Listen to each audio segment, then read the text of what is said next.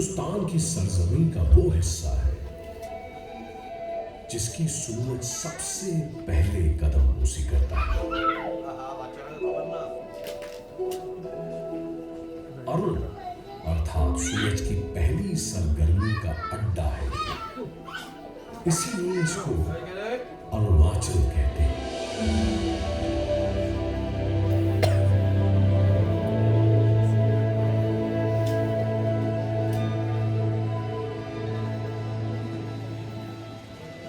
अरुणाचल यानी सूर्य की पहली रोशनी से प्रकाशमान भूमि, प्राकृतिक सौंदर्य से आभूषित हमारे देश का गौरव, हमारे देश की पहचान।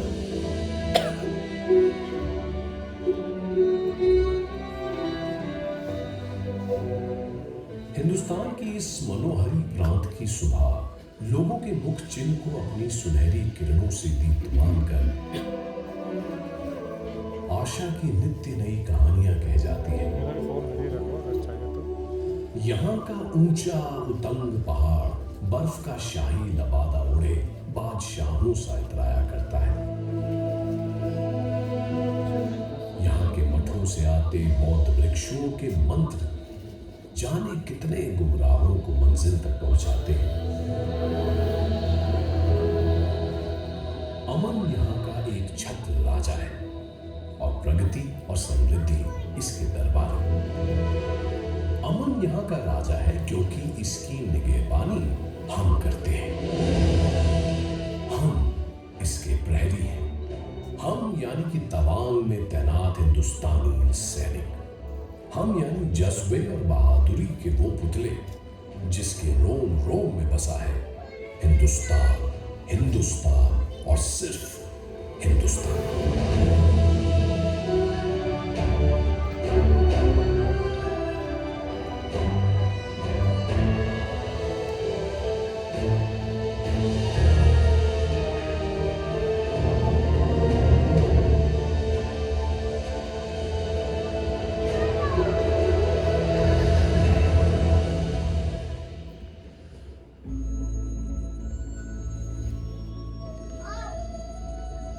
ये इलाका तवांग गांग्यांग लांगसिंग कहलाता है, पर हमारे लिए ये हिंदुस्तान की रौनक में इजाफा करने वाला एक चमकता जेवर है। बौद्ध मतावलंबियों के इस उपासना स्थल में 8 मीटर ऊंची बुद्ध की प्रतिमा जिस बेखटक ध्यान में बैठी है उसी को सहजते हैं।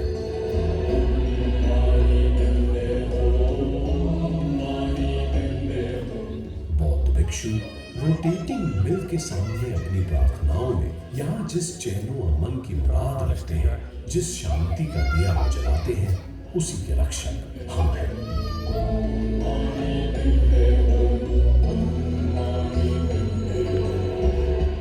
तवांग से 92 किलोमीटर दूर ये गगनचुंबी बौद्ध स्तूप जो कि नेपाल के बोधिनाथ स्तूप से प्रेरित है, जिनयांग की पुरातन लामा प्रथा का भव्य सबूत है।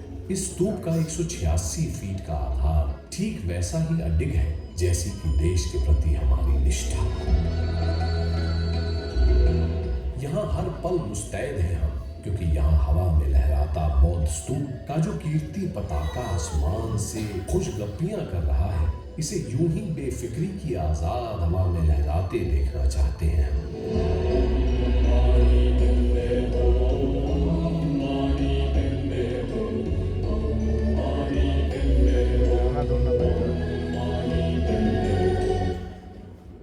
सरहदी जद पर बसा भारत का ये नैनाभिराम हिस्सा दुश्मनों की साम्राज्यवादी मंशा को लुभाता रहता है। भारत के इस दुलारे के साथ कहीं कोई अनहोनी ना हो, आत्म आहुति के भाव से भरे सदैव सतर्क रहते हैं यहाँ हम। आइए आपको बताते हैं और भी वो वजह जिन्होंने हमें इस इलाके का शहदाई बना दिया है। ऐसी ही एक वजह है शुंगितसर झील, जिसे माधुरी झील के नाम से भी जाना जाता है।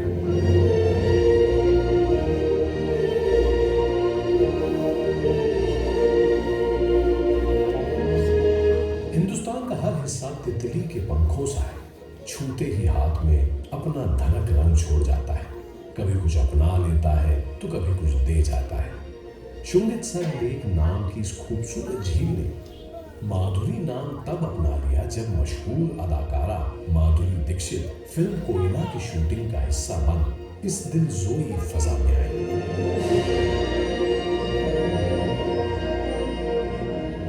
भूकंप से निर्मित इस झील में पुराने खुश्क दरख्त यूं खड़े हैं मानो सावधान की मुद्रा में हम सेना के जवान खड़े हैं।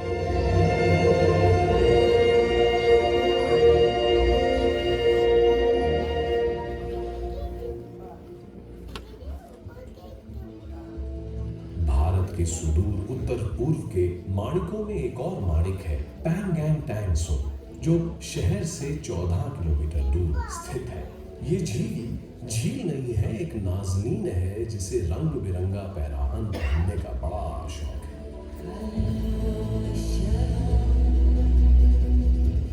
दिन के सफेद शफाफ पहलू में ये झील नीला घूंघट ओढ़ लेती है तो बारिशों के मौसम में कोहरे की चादर।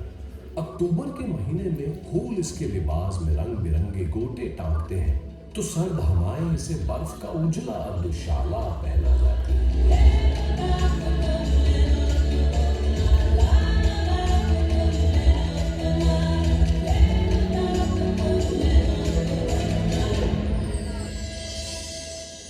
हम इस इलाके की मिट्टी की ही नहीं, यहाँ की संस्कृति, यहाँ की परंपराओं की भी पहरेदारी करते हैं। स्थानीय नववर्ष पर तवांग में लोसार उत्सव जब मनाया जाता है तो हम भी खुद को हिंदुस्तान की इंद्रधनुषी संस्कृति में सराबोर कर लेते हैं।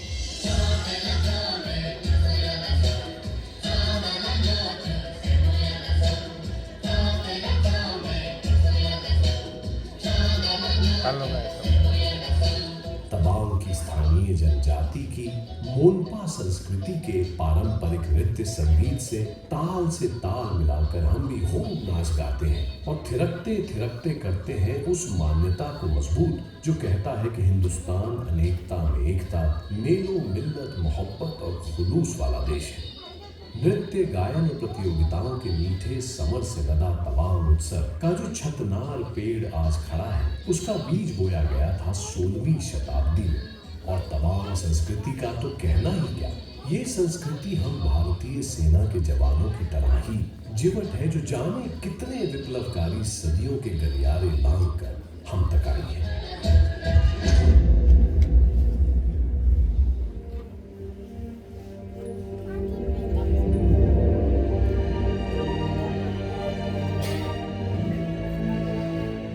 तवांग का इलाका 500 से 600 ईस्वी तक मोम पार्किटन के समर्थ शासन के अधीन हुआ करता था। खूब भला फूला था तभी। फिर यहाँ की सरजमी पर धीरे धीरे तिब्बत और भूटान की हुकूमत काबिज हो गई।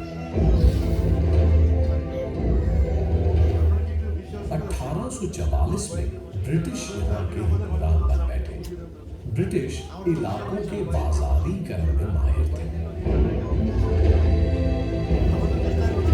तवांग का वो इलाका जो हिमछादित पहाड़ों की ओट और हरियाली पेड़ों के झुरमुट में छिपा बैठा था उसे दुनिया के सामने जाहिर कर दिया इन ब्रिटिश हुक्मरानों ने।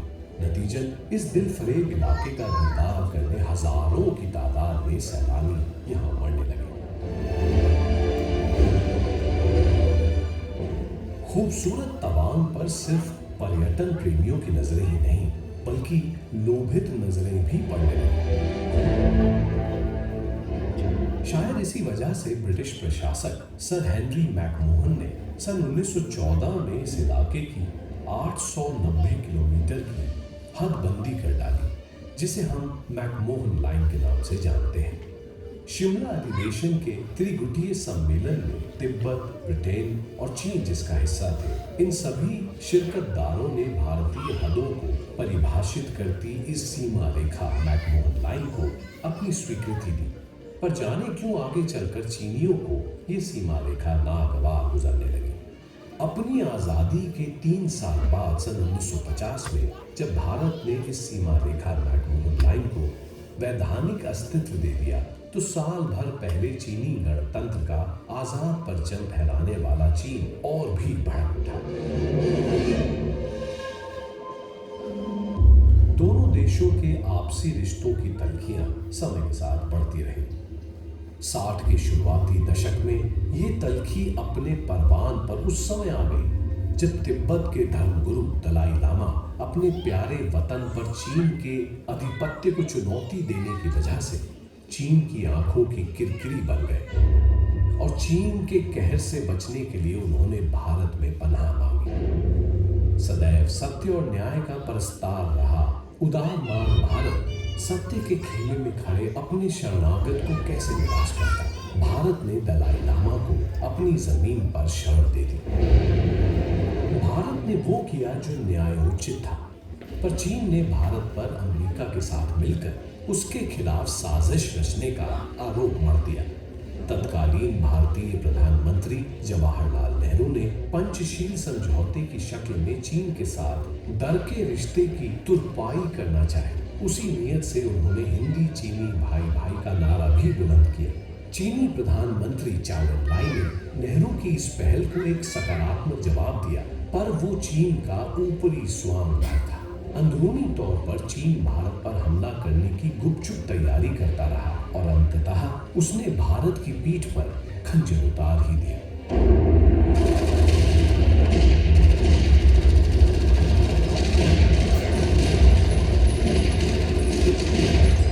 जी हाँ, सन 1962 में चीन ने भारत पर औचक्के से आक्रमण कर दिया।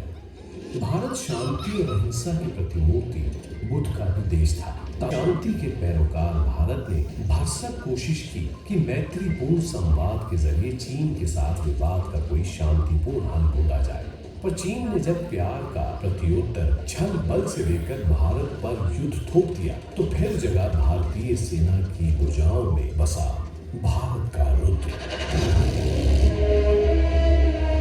था, जहां हक और हुकूक के लिए एक नन्ही चिड़िया भी बाज से लड़ने का बूता रखती थी। मेरे वतन मुझे तेरी कसम, हम अपना फर्ज निभाएंगे।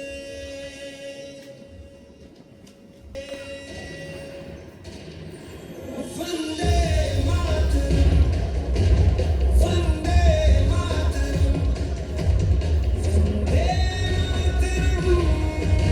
वंदे मातरम, वंदे मातरम, वंदे मातरम। बेशक चीनी फौज तादाद और असले में हिंदुस्तानी फौज से अव्वल थे, पर तारीख गवाह है कि युद्ध हथियार से नहीं, ना ही तादाद से लड़ा जाता है। युद्ध लड़ा जाता है केवल और केवल हौसले से।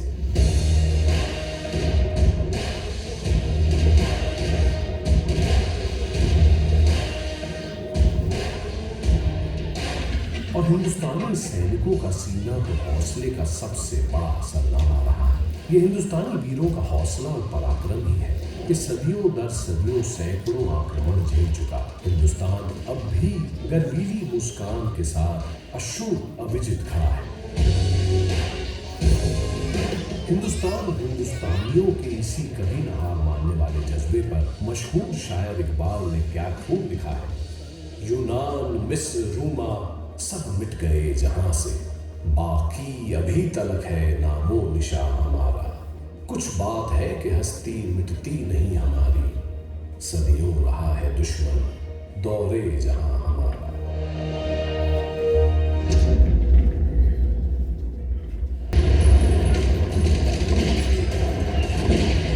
1962 के इस तांडवकारी युद्ध में 7 इन्फेंट्री ब्रिगेड के ब्रिगेडियर जेपी तन्वी के दिलेराना नेतृत्व में फौजियों की 24,000 की भारी तादाद। मामला एक तरफा था, पर फिर भी भारतीय जवान पूरे जोश और बलबले के साथ वहां डटे रहे। हम भारतीय जवानों को सिर्फ चीनियों की तोप बंदूक से रुआ नहीं देना था, उन्हें निपटना था चीनी फौजियों की अय्यारियों से भी। और दूसरी ओर उनकी एक और बड़ी फौजी टुकड़ी ने 21 अक्टूबर के मनहूस दिन दूसरी दिशा से कम सैन्य तैनाती वाले भारतीय मोर्चे थांगला रेंज पर धावा बोल दिया। इस मोर्चे पर मौजूद मुट्ठी भर सैनिकों ने अदम्य साहस दिखाते हुए चीनी फौजियों की विशालकाय टुकड़ी को लोहे के चने चलवा दिए। बड़ी मुशक्कत और जान माल के काफी नुकसान के बाद ही चीनी फौज इस मोर्चे पर कब्जा कर पाई।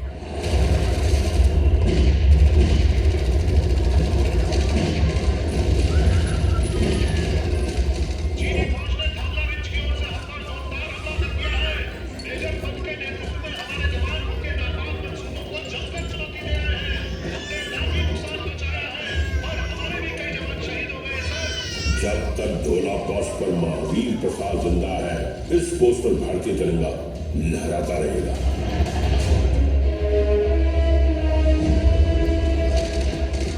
चीन भारत पर ताबड़तोड़ चौतरफा आक्रमण कर रहा था। इसने 23 अक्टूबर को आसाम राइफल्स के पोस्ट बोंगला पर भी जोरदार हमला बोल दिया। इस पोस्ट की कमान सूबेदार जोगिंदर सिंह के हाथों में थी। सिंह क्या खबर है?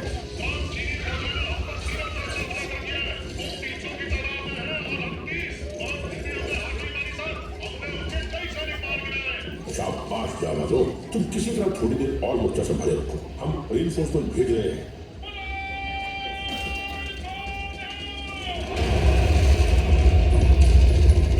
सूबेदार जोगिंदर सिंह ने अपने दिलेर साथियों के साथ मिलकर उस दिन हिम्मत की एक बेमिसाल इबारत लिख दी। दुश्मनों से लड़ते लड़ते उनका गोला बारूद सब खत्म हो गया। बचा तो सिर्फ हार न मानने वाला हौसला। इसी हौसले के बलबूते वे अपनी प्यारी मातृभूमि के लिए मौत से निहत्थे हाथापाई करते रहे।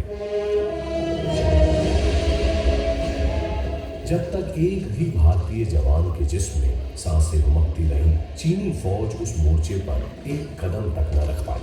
ये शेर दिल अपने दुश्मनों का दिल दहलाकर जब निष्प्राण हो गए, तभी इस मोर्चे पर चीनी ध्वज लहरा पाया। सूबेदार जोगिंदर सिंह को उनके अदम्य शौर्य के लिए मरणोपरांत परमवीर चक्र से नवाजा गया।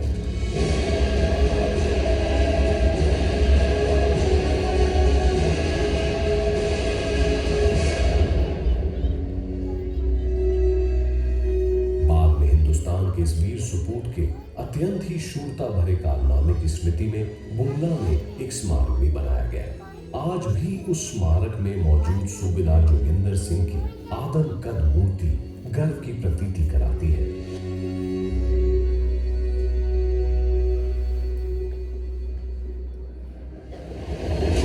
भारत का चीन से युद्ध सिर्फ युद्ध की एक कहानी मात्र नहीं, एक देश के लिए प्राणाहुति देने वाले भारतीय वीरों की आपसी होड़ की गर्वीली गाथा है, जिसे सुनकर हिंदुस्तानियों का सिर फक्र से ऊंचा हो जाता है। देशभक्ति और शहादत की अनूठी अनगिन मिसालों में से ऐसी ही एक मिसाल है चौथी गढ़वाल राइफल का वीर सिपाही जसवंत सिंह,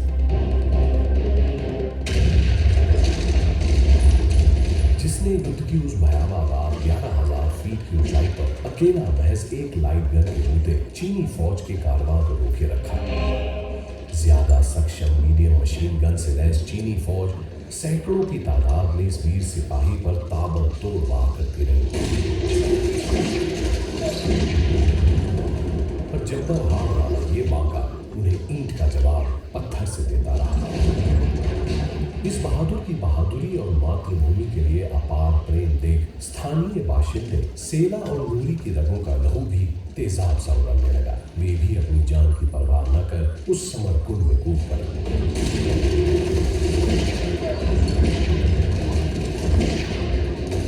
जसवंत सिंह अपनी बंदूक से एक एक कर दुश्मन को बेजान करता रहा, और जब जसवंत सिंह की गोलियां खत्म हो गई तो उसने निहत्थे ही चीनी फौज पर धावा बोल दिया।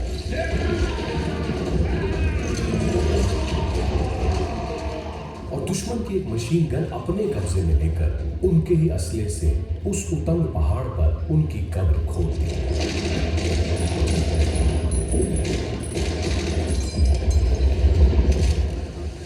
सिंह के अदम्य साहस के आगे दुश्मन टिक न सके और 300 चीनी सैनिकों की लाश के रूप में अपनी पराजय का साक्ष्य छोड़ वे भाग गए। अपने कर्तव्य का निर्वहन करने के बाद बुरी तरह घायल जसवंत ने मृत्यु को इजाजत दी कि वो उसे अपने आगोश में ले ले। पराक्रम के इस विरले प्रदर्शन के लिए जसवंत सिंह को मरणोपरांत महावीर चक्र से सम्मानित किया गया। लेकर जान हथेली पर कतरा कतरा कुर्बान तुझ पर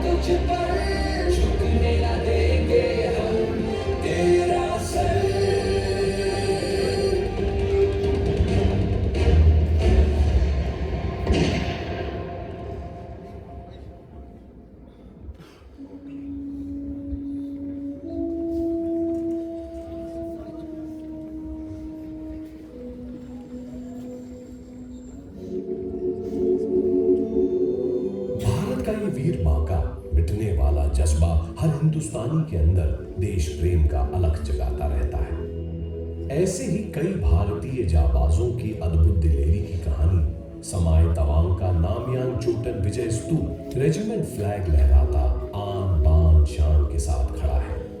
ये सिर्फ विजय स्तूप नहीं है, बल्कि हिंदुस्तान के माथे पे लगा वो गौरवमयी तिलक है जिसमें हिंदुस्तान के 2420 वीर सपूतों का रक्त आहूतित है। जीवन जब था हमको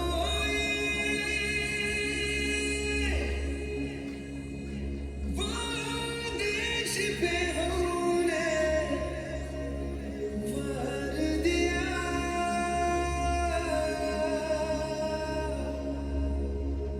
जो कर्ज था अपनी मिट्टी का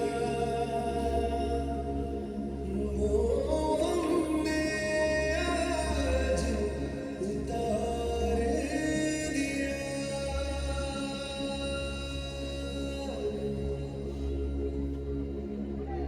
हम करना नहीं खोने का मेरे, मैं सौंप रहा हूँ देश तुम्हें।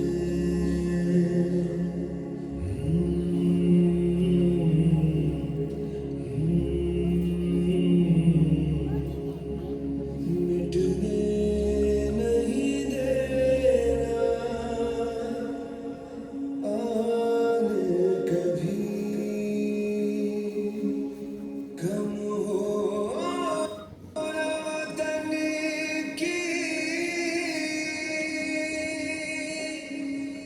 शान कभी। वंदे मातरम, वंदे।